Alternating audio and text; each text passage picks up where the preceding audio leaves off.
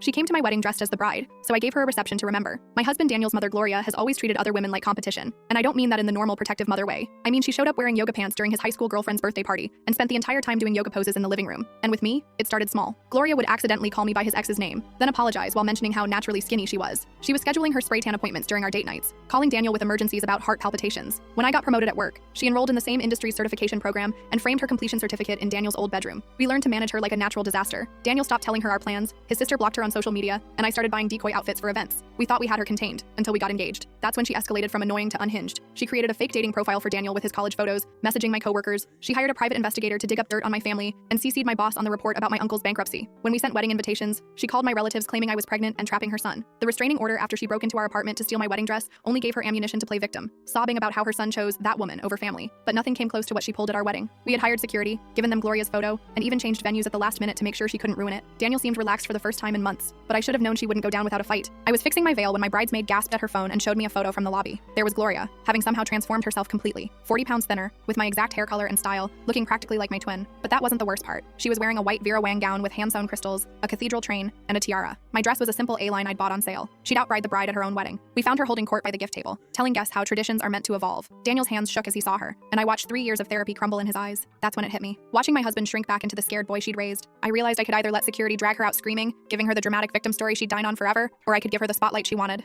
I whispered to my maid of honor to get the chocolate fountain running, then made my move, weaving through clusters of shocked guests like a shark through water. Gloria was near the dessert table, surrounded by Daniel's cousins, demonstrating how her dress moved better than mine with little twirls. I approached Gloria with my biggest smile, gushing about how gorgeous she looked, and how we simply had to get a photo together by the fountain as two brides in white. She preened at the compliment, following me like a peacock to the dessert station. I positioned her with her back to the fountain, then pointed behind her at the photographer, and executed the most perfectly planned accident of my life. The push sent her backwards into the fountain with a splash that created instant silence. Dark chocolate exploded across her white gown like a Jackson Pollock painting. I dropped to the ground immediately, grabbing at her dress while wailing about my clumsiness. Oh my god, Gloria, I'm so sorry. Your beautiful gown is completely ruined. I even managed real tears. All those acting classes finally paying dividends. She stood there paralyzed, chocolate streaming down her body. For the first time in her life, Gloria didn't know what to do. She couldn't lash out without looking unhinged at her son's wedding. She couldn't even attack me without proving she was the monster Daniel described. She just stood there, as the center of attention like she'd demanded, looking like she'd lost a wrestling match with Willy Wonka. She ran to the kitchen and started hosing herself down, but the dress was beyond repair. By the time she changed into a humble blonde dress, the ceremony was long over. Daniel and I were married. The guests were already eating after having taken the photos. Everyone had witnessed her complete humiliation, and she didn't even know which table to sit on. We never assigned her one. She just stood in a corner, blocked by security as Daniel and I had our first dance, which was beautiful. Gloria tells everyone she was attacked at her son's wedding, leaving out why she was there uninvited or what she was wearing. But the real gift came at Daniel's family reunion 6 months later when his cousin set up a chocolate fountain, and everyone laughed so hard they had to clutch their stomachs with their hands. She wanted to be the bride at our wedding so badly that she became the entertainment instead.